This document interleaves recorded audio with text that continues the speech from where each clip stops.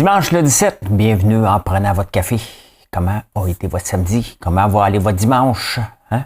Il n'y aura pas de neige à Noël. Ils l'ont dit, c'est fait. Je vais parler de la COP28. Qu'est-ce qui reste, la COP28? Un nouveau canal de télé qui va voir le jour au mois de janvier. Je vais vous parler de ça, c'est intéressant. Mathieu Arsenault, le courtier vedette qui est dans l'eau chaude ou dans l'eau tiède, c'est selon. L'OCPM qui manque de cash, pas de problème. Le sirop d'érable dans le trouble, oui. Le lipstick index, les maisons qui se vendent de plus en plus en dessous de l'évaluation municipale. Est-ce qu'on peut avoir un rabais?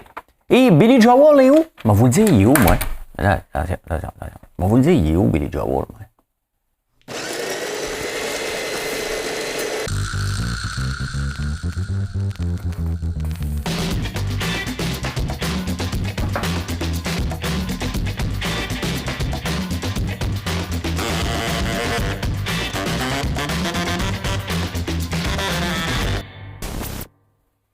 Sing us a song, you're the piano man. Sing us a song tonight. Hey, la COP28, ça c'est le party où Magali Picard s'est invitée. C'est important d'aller parler. Hey, on a quand même beaucoup d'argent dans le compte de banque, puis on voudrait pas donner des...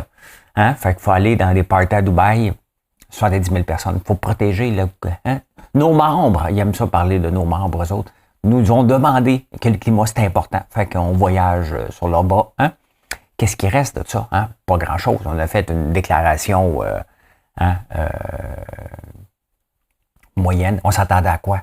Dans un pays producteur de pétrole, avoir une grande révélation.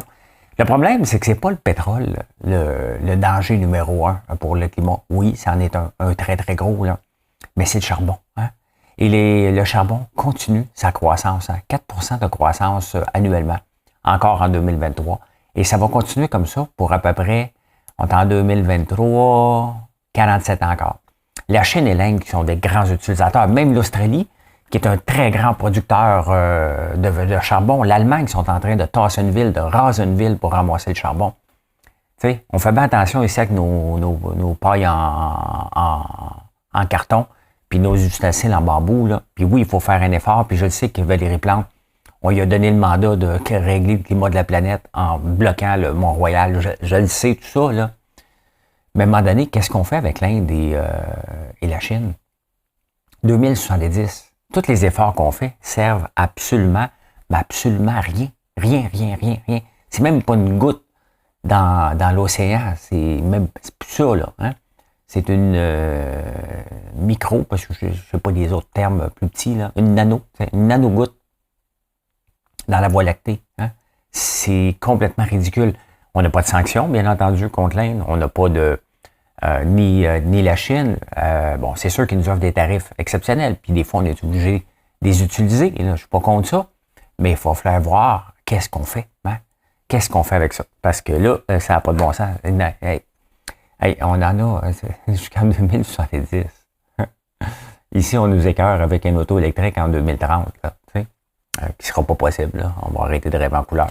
Et je vous montre de quoi.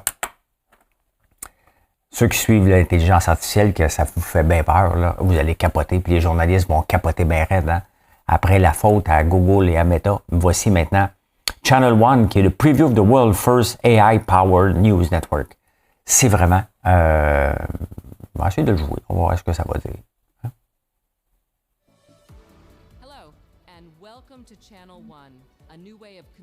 Là-dedans, rien, mais absolument rien, n'est vrai. C'est de l'intelligence artificielle, tout est monté, les nouvelles sont supposées, vont être en 200 langues. Est-ce que ça va être intéressant? Ça me remplace. Coudonc, je suis en danger de me faire remplacer, moi aussi. Non, si je peux utiliser, par contre, si ça marche, puis on aurait la technologie est là, je l'utiliserais pour faire des capsules, mettons. J'ai mon envoyé spécial, François, sur la route. Mais ça va être intéressant de voir qu'est-ce qui va se passer. C'est une start-up. On va se le dire, ce qui va se passer, là. Ça ne marchera pas. C'est tout le temps, mais il faut pas être négatif. C'est comme ça. Pour aller vers ailleurs, il faut toujours passer par quelque part où le premier va se casser les dents. Et il y en a un autre plus tard qui va le ramasser puis qui va ça va être encore mieux. Mais au point de vue qualité, c'est exceptionnel. Donc, à suivre. Hein? Le courtier des vedettes. Mathieu Arsenault, je le connais un petit peu. Il m'a déjà invité à donner une conférence à son groupe, j'y étais. Il est déjà venu chercher des produits ici avec son hélicoptère. C'est pas un ami, c'est une connaissance lointaine. Je le vois aller sur les réseaux sociaux. Est-ce que ce qu'il fait, je le ferais? Non, c'est pas mon style de montrer mon dernier gadget et d'avoir un hélicoptère puis de le montrer. Son style, la personne, quand je la rencontre, je l'ai rencontré 2-3 fois, je trouve que c'est un maudit bon gars. Hein? C'est un maudit bon Jack. Là, il va aller sur le... mais comme je vous dis, je l'ai rencontré 3 fois. Là, 3 fois, 15 minutes, j'ai fait un tour d'hélicoptère avec lui. Mais là, il est sur le conseil, comment il s'appelle? Il est sur le conseil de protection. En tout cas, les courtiers. C'est sûr qu'il fait des jaloux parmi les courtiers, puis il est flamboyant. Je regarde ses TikTok, je regarde ses... as-tu des bonnes notes? Oui, voilà 20$. C'est très américain. Regarde, Mathieu, si tu m'écoutes, là, je trouve ça quétaine un petit peu. Bon, voilà. Je te le dis, là. C'est pas mon style, c'est ton style. Est-ce que ça t'amène des views? Ben, tant mieux. Si ça te permet de te faire connaître. Mais là, ça se peut qu'il se fasse taper ses doigts parce qu'il met en cause est-ce que, en faisant ça, en étant flamboyant, est-ce qu'il met en danger le public? Hein? Ben, c'est ça qu'ils vont se pencher lundi matin. Il y a déjà eu beaucoup de plaintes. C'est sûr, c'est un des tops au monde, le vendeur. Donc, ça fait comme show américain que vous écoutez comme des enragés sur Netflix. C'est ça qui est spécial. Hein? C'est des Selling Sunset puis des choses comme ça. Donc, c'est ce que Mathieu est. Mais c'est le deuxième à être dans le trouble un peu après avoir passé à l'émission Casa. Donc, il y a des émissions comme Un souper presque parfait qui lancent certaines personnes. Puis il y a Casa qui élimine toutes les courtiers immobiliers. Ben, on va voir. Est-ce qu'il est flamboyant? Oui. Est-ce que son style est spécial? On va dire ça comme ça, oui. Maintenant, est-ce qu'il met le public en danger? Ben non. Ben non. Hein? On va prendre une autre cause plus que ça. Si ça met le public en danger, j'hésiterais pas, si j'avais une maison à vendre, de passer par Mathieu s'il était dans mon quartier, mettons. Tu sais? Parce que si c'est lui qui va me chercher le meilleur prix, ben, c'est ça qui est important à la fin, là. Donc, est-ce qu'il est dangereux pour le public en donnant de l'argent sur TikTok? Non. Est-ce que c'est dangereux pour sa réputation? Ben, on se moque de lui un petit peu, mais on se moque de moi aussi. Fait que, tu sais, chacun sa méthode, mais bon, il faudrait faire dans le respect des règles. Je ne connais pas les règles là-dedans. Donc, voilà. Hein? À suivre. On va suivre ça de près. C'est important de suivre ça de près, les affaires.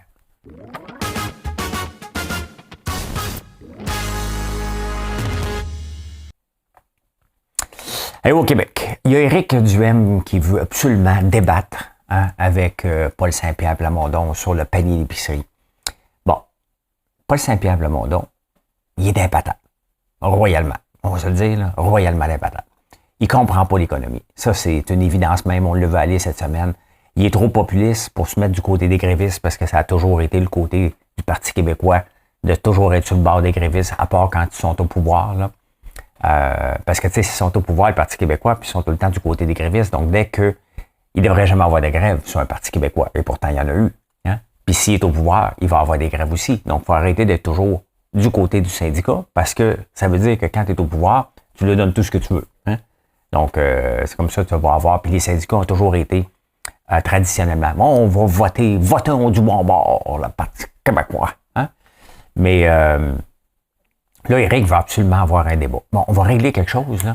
Paul Saint-Pierre Plamondon, c'est un élu. Éric, c'est pas un élu. Il représente rien. OK?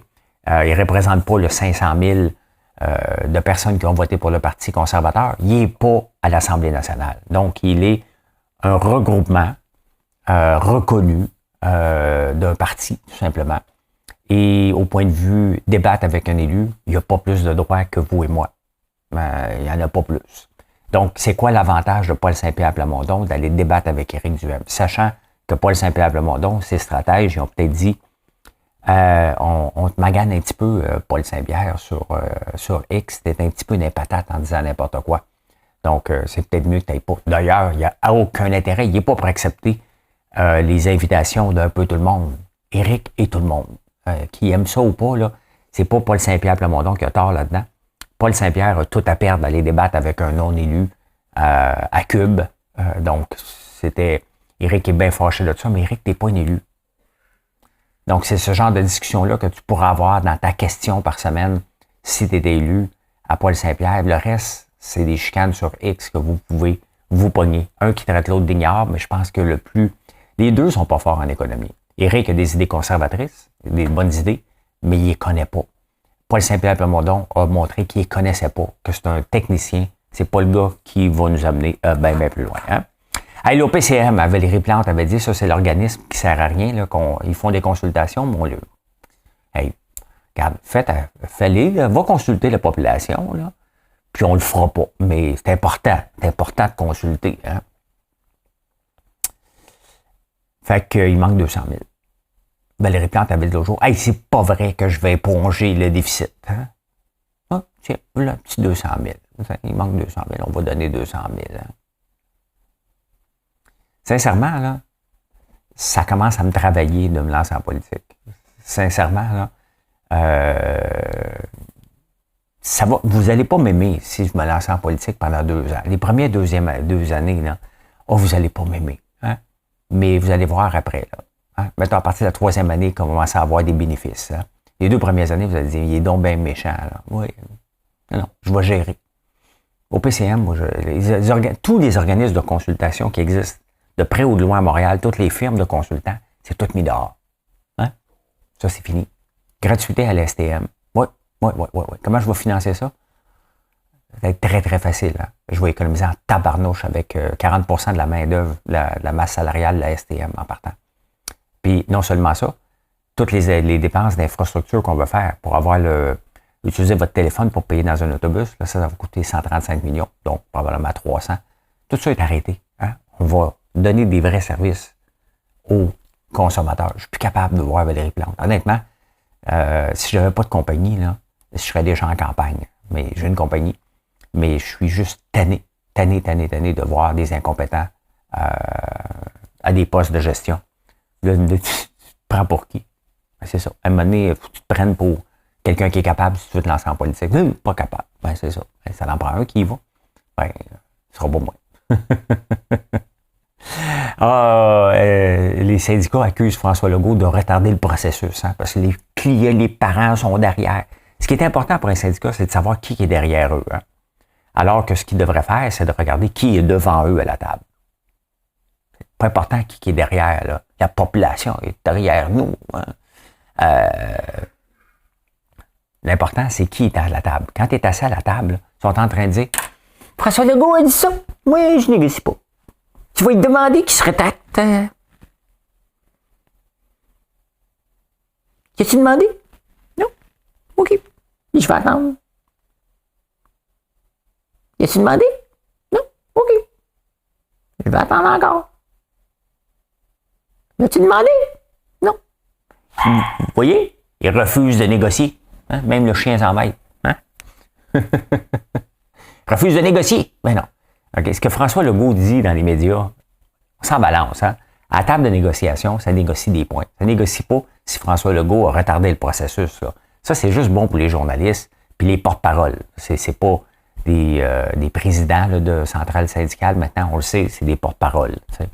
Qui vont lire. Imaginez-vous, je suis en train de faire une conférence de presse puis je lis mon écran. Là, je lève les yeux. Fait que là, aujourd'hui, ouais, la météo va être comme ça. On m'a dit que la météo était comme ça. Donc, ouais, la météo est comme ça. Hein? Ça n'a pas rapport. Ça n'a pas rapport. Hein, lui, il veut qu'on rentre lundi. On ne rentrera pas lundi. Là. Mais à la fin, tout le monde perd. Hein? Même le contribuable en ce moment, l'économie en souffre. D'ailleurs, Éric Girard vient de refaire un énoncé économique disant que l'économie va moins bien, donc il va aller emprunter un petit peu plus pour continuer à payer. Bon, probablement, c'est stratégique, là. Mais l'économie ne va pas bien. Et c'est sûr qu'il faut en tenir compte dans ce qu'on va donner au fonds commun. Pourquoi? Ben regardez, le prix des maisons, je vous en parlais tantôt, vous allez comprendre, le prix des maisons se vend en bas de l'évaluation municipale maintenant. Donc, tu sais, on s'est fait évaluer, on va-tu se faire dévaluer maintenant? On va regarder ça. Parlant d'Éric Girard, il était content, le monsieur, il a envoyé des emails, hein, quand c'était pour se signer l'entente avec les Kings. Lui, là, pour lui, là, hein, dans sa bulle de nerdo, là, amener les Kings à Québec, c'est l'équivalent d'emmener les Nordiques pour la vie, là. Good job, puis hey, ouais, high five, puis hey, beau travail. Ouais, les emails qui ont sorti, qui ont été dans le journal de Montréal. Ah ouais, tabarnouche, on est content. Ça a super bien été. Beau travail, la gang. Faut être déconnecté. Mettons que c'est brûlé politiquement à vie, ce gars-là. Au point de vue crédibilité, là, il en a perdu. Ça va y prendre une maudite bonne remontée pour être capable d'aller plus loin que ça. Là. On s'en va tomber sur la tête. Hein?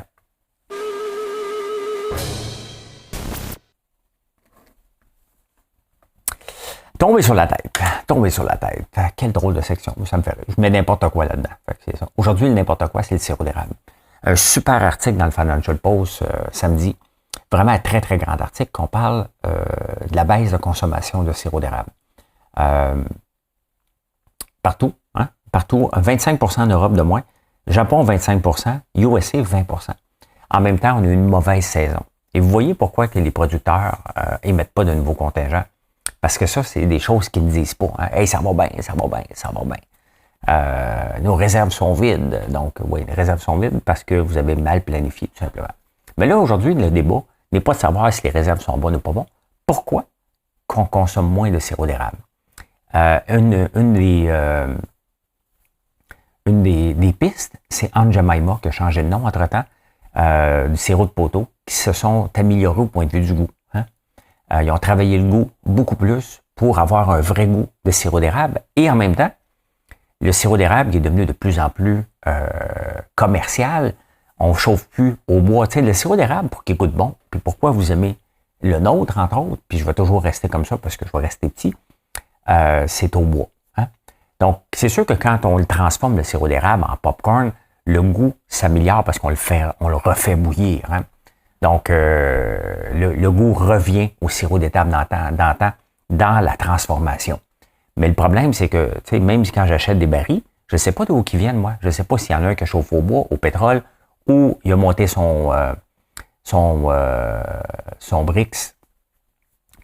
Son Brix, avant de le faire bouillir, là, j'ai oublié le nom. Son Brix, mettons, à 10, hein, à 10 à 12, parce que le sirop d'érable arrive à 2% de sucre quand ça va bien, 3%, mettons. Puis là, on fait de l'osmose inversée. Nous autres, on arrête à 8, mais il y en a qui, aux États-Unis qui peuvent monter jusqu'à 40. Donc, il faut qu'il bouille. Hein? Il faut que le sirop d'érable bouille. Le problème, il n'y a pas le temps de prendre des saveurs. Hein? Quand on fait un plat, là, on l'envoie au four, là, pour que ça mijote pendant 24 heures, c'est parce que ça prend des saveurs, ça détend. Ben, c'est la même chose dans un sirop d'érable. Donc, quand on le transforme, il n'y a pas cette problématique-là, parce qu'on le refait bouillir tranquillement. Il reprend des saveurs, le sirop d'érable. Mais le sirop d'érable commercial perd des saveurs. L'Aunt Jemima regagne des saveurs. Et, à la fin, qu'est-ce que tu achètes? Tu achètes aussi un goût. Hein? C'est pas tout le monde qui pense que l'indice glycémique du sirop de poteau est pas mal plus élevé que le sirop d'érable. On ne se le met pas d'en face.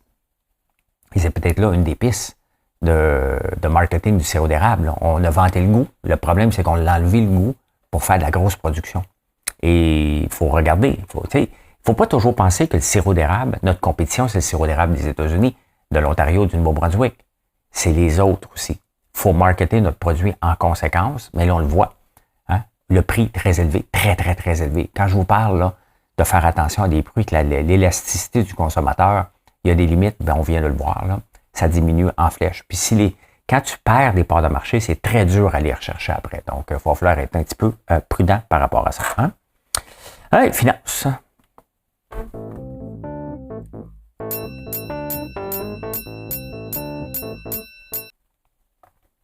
En finance, vous connaissez le lipstick index? C'est Estée Lauder en 2001 qui avait dit ça, que dans le temps de récession, les femmes ont tendance à se mettre belles, plus belles que d'habitude. Je ne sais pas pourquoi, là, mais ils se payent des petits luxes, puis ils se mettent plus de lipstick, puis ils en payent du bon. Hein? Ils veulent montrer peut-être que eux autres, nous autres, ça va bien. Personne n'ose dire que financièrement, il en arrache. Il n'y a personne qui va se dire, oh, moi, il en arrache financièrement dans une conversation. Ça se peut aussi. Mais donc, dans les temps de récession, un peu comme le popcorn index, en temps de récession, les ventes de popcorn augmentent. Dans les temps de récession, les ventes de lipstick augmentent. Là, il y a un nouvel indice, peut-être qu'il va falloir regarder. En temps de pandémie, est-ce que le parfum se vend plus? La Gen Z, génération Z, c'est ceux de 97 à 2012. Donc, mes enfants tombent dans cette catégorie-là. Ont acheté pour 1 milliard de parfums. Mais du parfum très cher en plus. Là. Es-tu ici, moi? Où mon parfum, moi? Donc, du parfum très cher. Pour 1 milliard. La génération Z, là. C'est des jeunes là, de 20 ans là, et moins. Donc, ils ont acheté du parfum pour 1 milliard au Canada, pas dans le monde. Là. Donc, c'est énorme. Hein? L'industrie du parfum chez les jeunes génération Z est dans le tapis puis ils aiment les choses de luxe. Donc, ils aiment ça sentir bon. Qu'est-ce que vous voulez que je vous dise? Hein? Voilà. On a toujours aimé ça vendre notre maison hein, en haut de l'évaluation municipale. On sent tout le temps qu'on fait un bon coup en haut de l'évaluation municipale. En bas de l'évaluation, on sent qu'on s'est fait fourrer par la ville. Hein? C'est ça. Ou qu'on a un deal, puis quand un acheteur arrive, ben il aime ça payer en haut de l'évaluation municipale. Le problème, c'est que, tu sais, mettons, comme il y a un cas à Outremont, là, sur ma rue en plus. Donc, acheté il y a quelque temps, quand même un bon bout de temps, 2006, je pense à 2 millions, revendu aujourd'hui à 5,9. Techniquement, c'était un bon deal. Hein? Une augmentation de 3 millions, plus du double et demi sur la période. C'est un bon deal au point de vue placement. Il dépend combien ils ont mis d'argent là-dedans, combien qui était hypothéqué. Le problème, c'est qu'ils n'ont pas été capables de la vendre au prix de l'évaluation municipale. Ils la vendent en bas. Le problème, c'est qu'on paye des taxes en conséquence de l'évaluation municipale, mais ça a tellement monté l'évaluation municipale qu'à un moment donné, il y a une limite. Comme là, moi, j'ai fait des rénovations, je le sais qu'ils vont venir me revoir, puis ils vont me grimper ça dans le tapis. Je ne pourrais pas vendre la maison au prix qu'ils vont me l'évaluer. Qu'est-ce qu'on fait dans ce temps-là? Hein? Je ne suis pas un spécialiste, là, mais est-ce qu'on a le droit de reviser, demander une révision de notre rôle foncier? J'imagine que oui.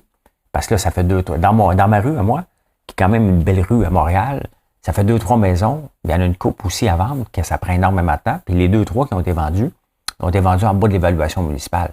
C'est pas que les maisons sont dévaluées, c'est juste qu'ils sont au point de vue de la ville. Ils ont mis une évaluation qui n'a pas de bon sens. Le problème, c'est qu'on paye des taxes là-dessus. Je ne sais pas si c'est la même chose dans votre quartier, mais c'est à suivre. Hein. On va avoir notre compte de taxe au mois de janvier. On va pouvoir regarder ça. Hein? Le code de conduite, hein? Tout le monde en parle, les épiciers. Tu sais, l'inflation alimentaire, là, c'est pas québécois, c'est pas canadien, c'est mondial. Hein? Faut regarder qu'est-ce qui a causé ça à la base de l'inflation alimentaire. Pandémie, l'Ukraine. C'est les deux éléments déclencheurs qui ont fait tout chambouler la chaîne. Rajoute entre ça du réchauffement climatique, des sécheresses ou des pluies quelque part, et vous voyez un beau scénario pour avoir créé un melting pot mondial et une pénurie ou une abondance de certains autres. Maintenant, ici, on veut mettre un code de conduite. Est-ce qu'un code de conduite... Excusez-moi, je suis crampé de rire parce que moi, je vous parle, Gaël, il vient de se lever, puis il est à la toilette en bas. Puis je l'entends faire pipi. Ici, Pierre Bruno. Je vais continuer à parler de finances.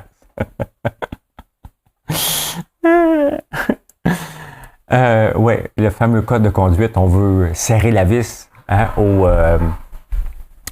supermarché et en pensant qu'on va régler le problème. Un peu comme ce qu'on est en train de faire, là, parce que j'ai été un petit peu déconcentré, là, mais ce qu'on est en train de faire, c'est un peu comme Valérie Plante qui dit hey, regarde, on m'a demandé de régler le climat, je vais fermer le Mont-Royal. Tu sais, c'est plus complexe que ça. Hein?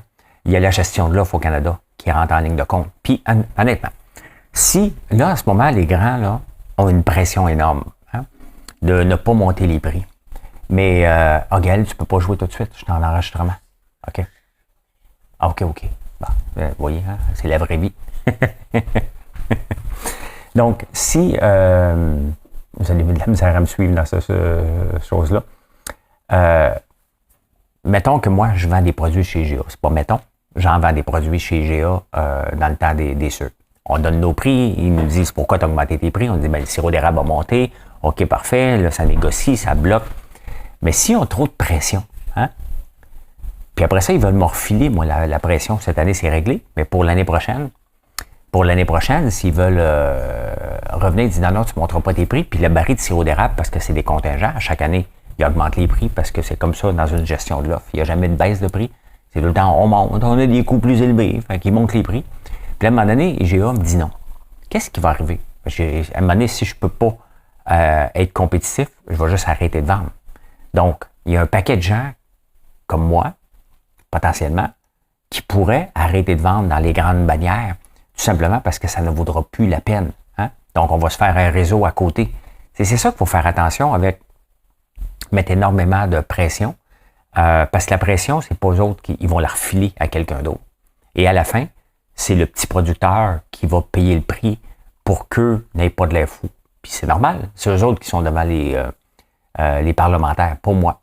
Donc, ce genre de situation-là va être juste pénalisante pour les producteurs. Il ne faut jamais l'oublier, parce qu'à la fin, si c'est pas rentable, j'aime autant réduire mon chiffre d'affaires et ne pas vendre dans une grande bannière si ça devient problématique, puis faire mon réseau à côté comme je l'ai déjà fait. Moi, pour moi, vendre une grande bannière, en ce moment, c'est un stamp de reconnaissance et un stamp aussi que, regarde, les produits de François Lambert se vendent assez bien pour qu'on les mette sur nos tablettes.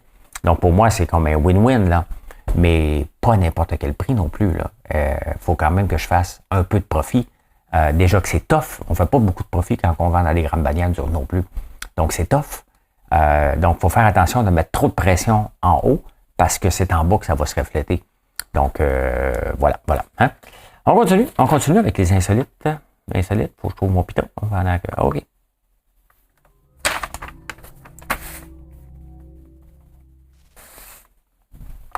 Ah ben écoute, non. Hein?